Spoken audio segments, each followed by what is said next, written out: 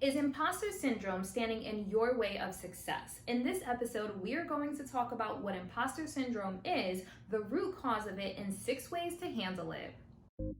Welcome to the Abundance Hack Show, where we are inspiring you to ditch the outdated beliefs, release the blocks, and fully embrace your sovereignty so you can confidently expand to allow more love, joy, and aligned success in your life. I am Niajae, your conscious accountability partner, reminding you that abundance is your birthright. Hey M&Ms, thank you for tuning in to the Abundance Hack Show. What are you manifesting in your life today? If you are loving this podcast, please let me know. Let me know what you find value in. Let me know the topics that you enjoy hearing me talk about. And let me know if there's some topics that I haven't spoken about that you would like me to speak about so I can continue creating these yummy episodes for you. So in today's episode, we're going to talk about imposter syndrome. So imposter syndrome is something that we all have experienced on our journey to success. And even if you're not able to pinpoint when you've experienced imposter syndrome, it's kind of sneaky, and we've all experienced it at some point. So what exactly is imposter syndrome? The official definition is a psychological pattern in which an individual doubts their skills, talents, or accomplishments and has a persistent internalized fear of being exposed as a fraud. So fraud is not a word that's actually in my vocabulary.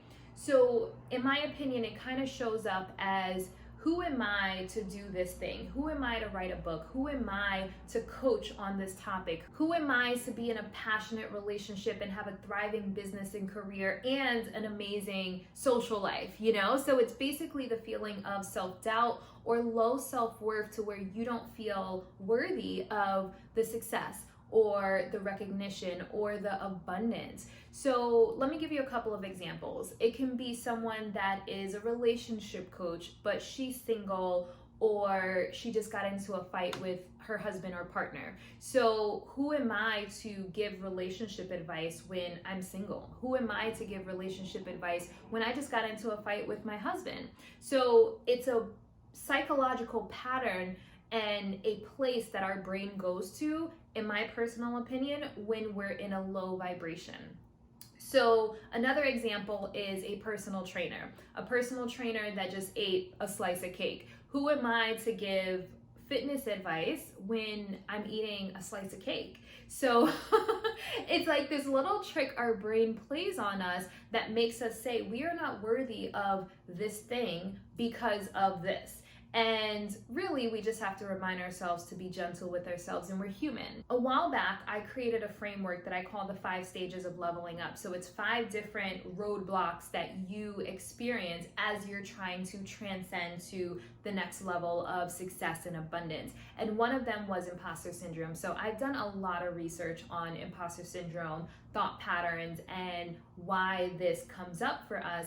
And so I've identified 4 root causes as to why I believe we experience imposter syndrome. Number 1 is societal pressure. This is pressure for your life, your business, your relationship, even your body to look a certain way. So this looks like society leading you to believe that this is how your relationship should look. This is what a good, healthy, passionate relationship looks like. This is society leading you to believe that this is what your business should look like, and this is what your career should look like. And if it doesn't look this way, then you're a failure. Or if your life doesn't look this way, you're a failure or you're a fraud. So it's this picture that society has painted as to what your life should look like, even your body, what you should look like physically, the type of shape you should be in, what sexy is considered according to society. So when you look to society for validation on your relationship, your business, yourself, your appearance, it will create imposter syndrome because we judge ourselves. That's another one, but we judge ourselves according to what we think is acceptable or normal in society. So I think that that's one of the biggest causes of imposter syndrome. If something doesn't look a certain way according to societal norms, we feel we're not measuring up in some type of way. So really letting that sink in, super powerful. The second root cause of imposter syndrome is self-judgment. So I just mentioned that. So this shows up as worry of others judging you. So if you're a relationship coach and you just went through a divorce, for example, you're worried people are going to judge you. Or if you're a personal trainer, the other example I gave, and you're out and you're eating dessert or carbs and you're worried someone's going to judge you. When we are worried about others judging us, it's really because we're judging ourselves. It's really because we're judging ourselves. So self-judgment is a root cause of imposter syndrome. Number 3 is self-doubt. So this is a lack of confidence in your gifts, skills, talent, and your power. So this is you not being confident in the skills that you have to offer. This is you not being confident in the talent that you have to offer. This is you not feeling like an abundant, powerful being and not owning and embracing your sovereignty. Number 4, this one's tricky, is upper limit. So in the framework that I created, the 5 stages of leveling up, upper limit was actually one of them. So if you haven't read The Big Leap, such a good book. I feel like it's a book that everyone that wants any type of success should read. So one of the upper limit problems that he mentions is the fear of outshining. So this one is tricky. The upper limit will be a root cause of imposter syndrome on the other side of self-doubt. So if you know you're talented, you know you're powerful, you know you're a sovereign being, but you don't want to outshine others. You're dimming your light for the comfort of others. You're playing it small because you don't want to outshine siblings or your partner or your friends because you are holding on to who you were. You're holding on to your current situation of like, I want to keep these people close to me. And if I shine and I fully step into my power, this may cause me to leave some people behind, and we don't want to do that because we love them. We love our friends, we love our partner, we love our family. And so it'll show up as, who am I? This is a huge one. Who am I to go to college when no one else in my family went to college? Who am I to own a business when no one in my family owns a business? Who am I to be successful when no one in my family has been super successful? So this is you keeping yourself small for the comfort of others. And like I said, imposter syndrome is tricky. It's so tricky. So really identifying like, okay, that resonates. I feel that in my core. I feel that in my being. I feel that in my soul. Then you can deal with it. If you were looking for a sign, here it is. This is your reminder to not settle, to know your worth, and to follow your bliss. This is a reminder to maintain alignment and show up in your fullest expression. Abundant and Aligned Society is an accountability program to remind you that you are a powerful being and you deserve to live the life you truly desire. Go to niajae.com/society to join in on the magic, because life is meant to be abundant. So you guys know I always share my personal story. And I do this because 1, I want you to know that if you're experiencing this, you're not alone. And 2, so you know that everything that I talk about on this podcast is something that I have experienced and worked through in my own life. So I have 3 ways that I want to share with you. They're personal, but we're going to talk about it because, you know, honesty, transparency, vulnerability. But 3 ways that imposter syndrome has shown up in my life. So number 1 is receiving help from men. So I've been an entrepreneur since 19. I started my first business at 19. So over the years, you know, entrepreneurship is a roller coaster. It's up and down, it's up and down. And I've received help, investment, and stuff like that from men. And the way this showed up for me was, is this person investing in me because they believe in me, or is this person investing in me because I'm hot or sexy or whatever, attractive? And my fear was that if I become successful and then it comes out that this person helped me people are going to say, oh, she only received this help because she's hot. She only received this investment because she's attractive, and it's not because of my skill set. So again, this is me worrying about what people are going to think, me worried about people judging me, and then also me judging myself. And there's so much to unpack here, which I've unpacked it over the years, but just really knowing that you have to own your skills, your talents, and your gifts. And if you're if you're worried about people judging your talents, skills, or gifts, it's because you're still judging them. So really stepping into your sovereignty and knowing that you are put here to do a job, to do a service to the world. Like, everyone has a purpose. And I think that people struggle with the concept of purpose a lot, but we have a purpose, and our skills, our talents, our desires, everything is all connected to our purpose, our reason for being here. So really just owning that. And I had to go through that process of owning who I am and what I'm sent here to do, and the different skills and talents that are unique to me. And so that's one way that it's shown up. Imposter syndrome has shown up in my life. And the second way it's shown up in my life is the concept of value versus vanity. So I used to be part of this entrepreneur social club, and they used to always say, are you building a vanity business or are you building a value-based business? So vanity is like, one, it's kind of stroking your ego. It's aesthetically pleasing. It's to say, oh, I wrote this book and I did this thing and I accomplished this. And it's really popular with coaches because as a coach, you have to have this luxurious lifestyle, and your content has to be based around your lifestyle, and that's why people want to work with you. And so I had to really ask myself, like, okay, am I building a vanity business or am I building a value-based business?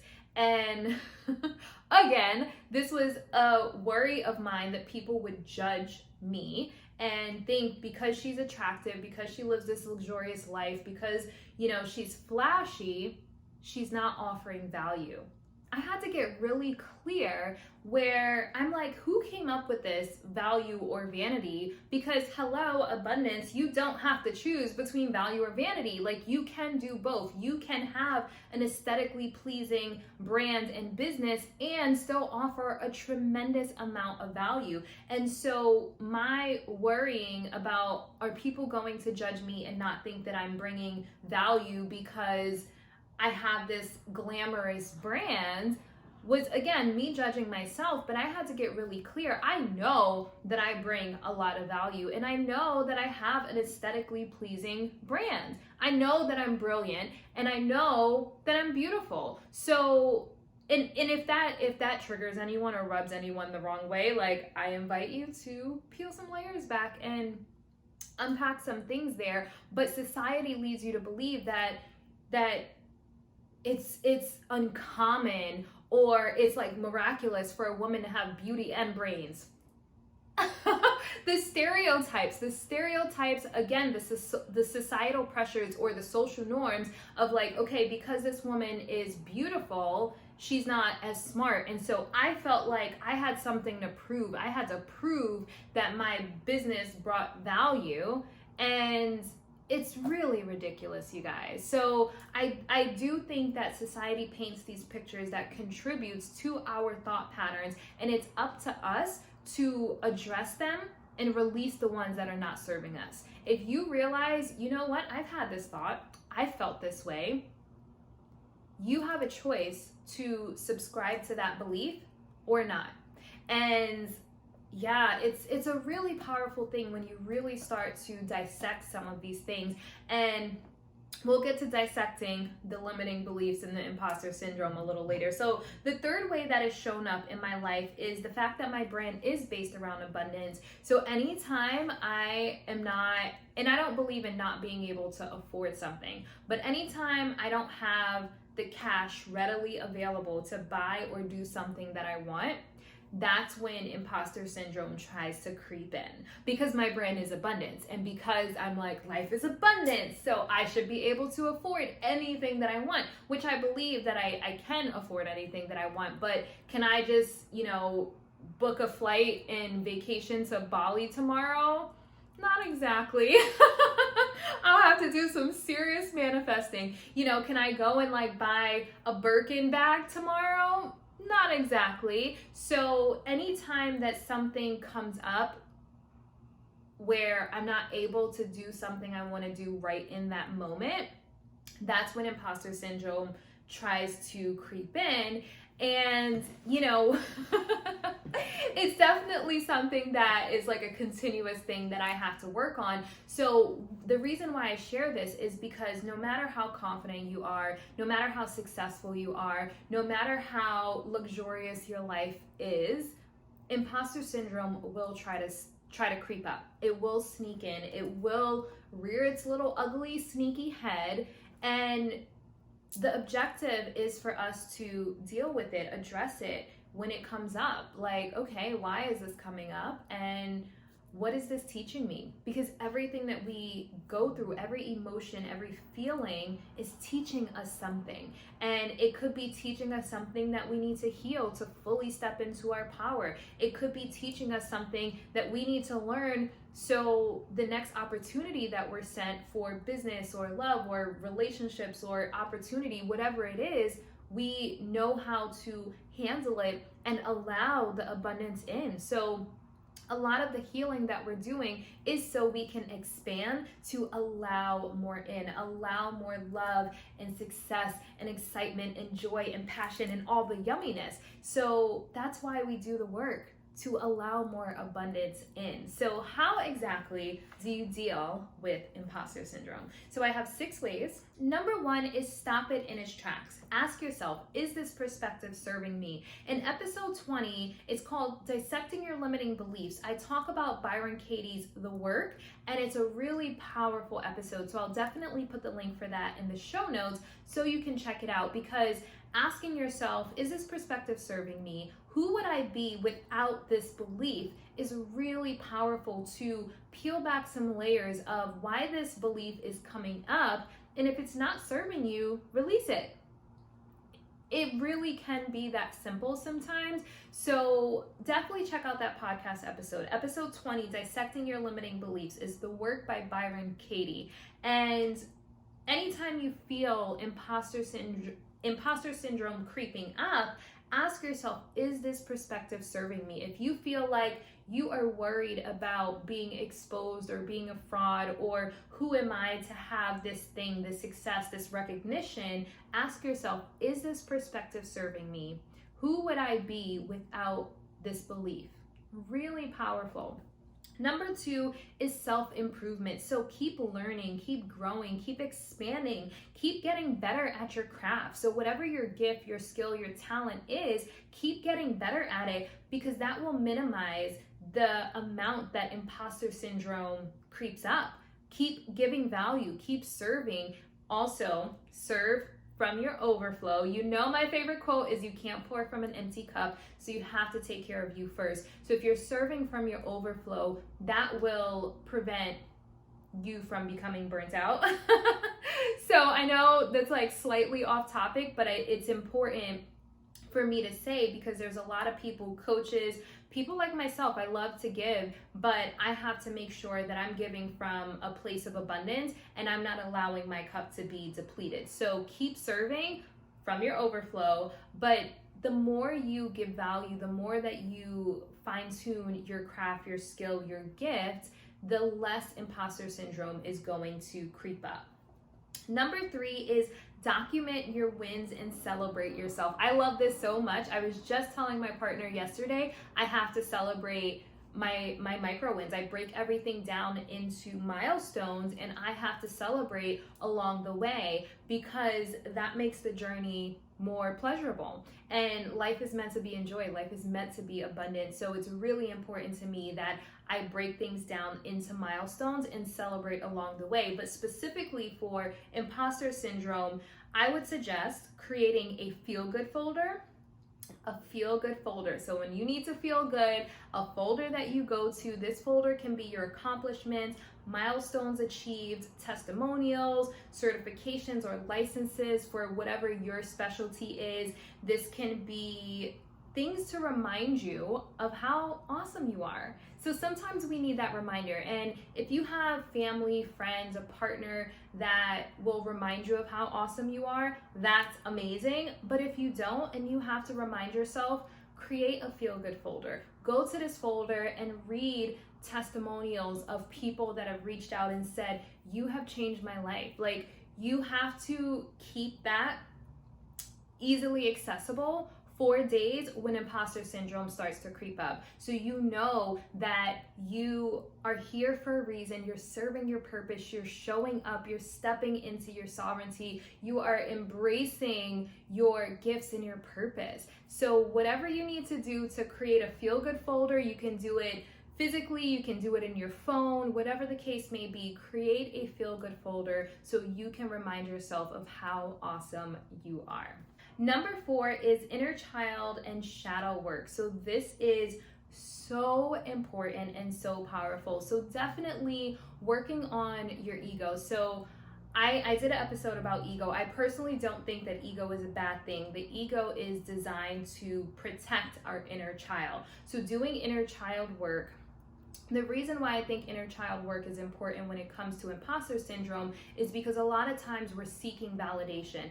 As a child, if we weren't told we're pretty, if we weren't told good job, if we weren't told I love you, if we didn't receive the words of affirmation and nurturing that we required as adults, we tend to seek it. But sometimes it can be in self-destructive ways, and we can lash out in different ways if we don't receive that validation.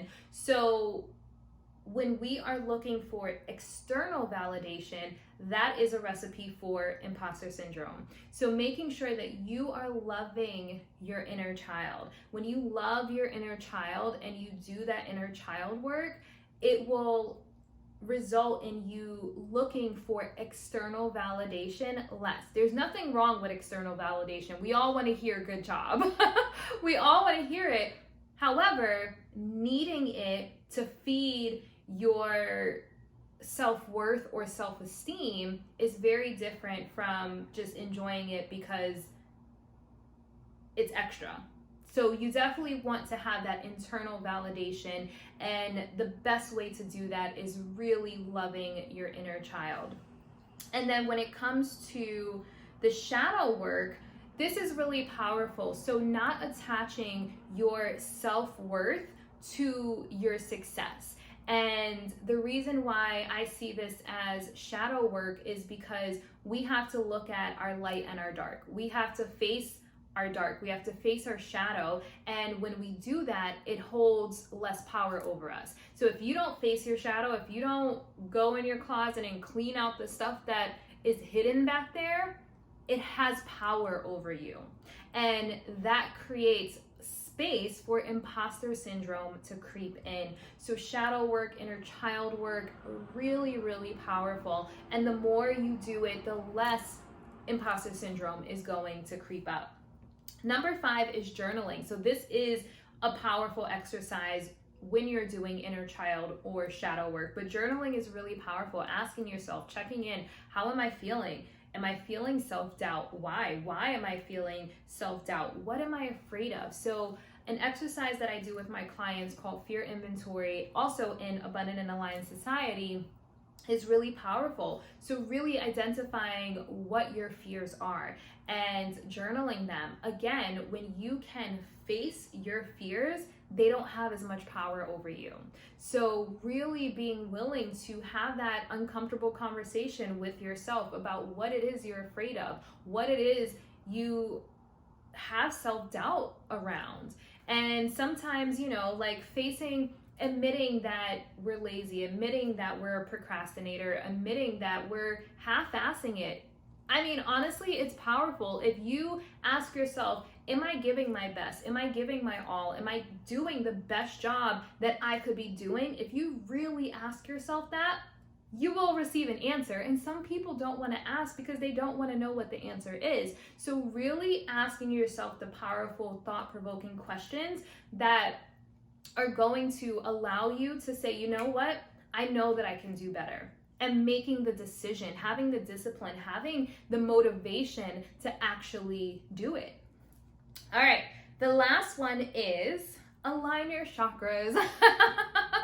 Everything is energy, and obviously, you know, a blocked or unbalanced chakra will show up as imposter syndrome. So specifically with your solar plexus can create self-doubt and a lack of confidence. So a blocked or imbalanced solar plexus chakra can create that low vibration. So in the beginning I said, in my personal opinion, imposter syndrome creeps up when you're in a low vibrational place. And so that low vibration could be self-doubt, it could be confidence due to a blocked or imbalanced solar plexus. And then your third eye, so judgment and societal pressures, that's all your third eye. So that is a disconnect from your intuition. That's a disconnect from your higher self because you're judging yourself. Like your inner being and your higher self is not going to judge you. It's going to know that you are exactly where you're meant to be and you were put here for a reason and you're working towards your purpose. And then also the societal pressures won't be a thing because you're connected to your intuition and you know what's right for you. You are connected to yourself, your intuition, your higher self, your divine being. And so you're not looking externally for what society says your life, relationship, or business should look like. You're not looking externally for validation because you are connected to yourself. So you already know I had to create a sound therapy recording for imposter syndrome. So this sound therapy recording is designed to align and balance your solar plexus and third eye chakra so you can really tap into your self-worth, your confidence, your personal power, knowing that you are an abundant and magical being. So this recording is exclusive for Abundant and Aligned Society. And if you have not joined Abundant and Aligned Society, oh, what are you waiting for? It's so good.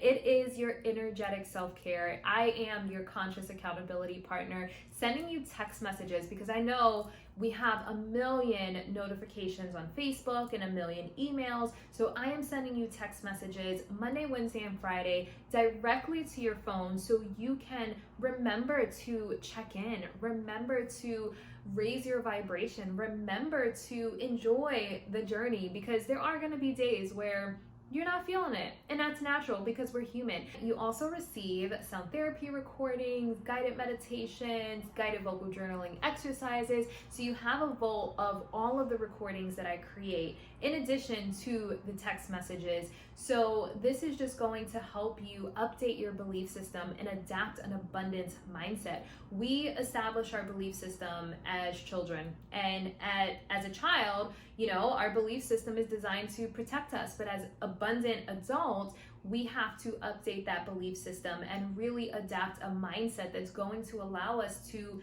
gain the success that we want and have the experiences and the lifestyle that we desire. So really shifting that belief system and releasing the limiting beliefs, releasing the blocks, releasing the imposter syndrome so we can fully step into our sovereignty and live the life that we truly desire. So if you want more information about Abundant and Aligned Society, do not hesitate to reach out to me. There's no contract. So if you sign up and you don't love it, because I want you to love it, it has to be a hell yes. It has to be a hell yes. Like I am all about, if it's not a hell yes, it's a no. So if you sign up and you don't absolutely love it, you can cancel. There's no contract, and I don't want people to be a part of it that's not a hell yes. So try it out. Try it out for a month. Listen to the guided meditations, listen to the sound therapy recordings, and see how you feel. Everyone that's a member right now is feeling amazing. They are vibrating so high and they have so much success happening in their life, so many magical things. Like I literally have chills just thinking about how good the members right now feel. So join in on that magic. Join in on the magic. All right, guys, if you found value in this episode, definitely let me know. Share it with someone that may need to hear it. Share it with someone that may have experienced imposter syndrome. And yes, keep spreading the word so we can see as many people around us thriving and living abundant lives as possible. All right, until next time, be decadent. Thank you for tuning in to the Abundance Hack Show. I would love to hear from you. Leave your comments and questions, and don't forget to subscribe so you don't miss any of our yummy episodes. Every time you leave a 5-star rating or review, I do my happy dance.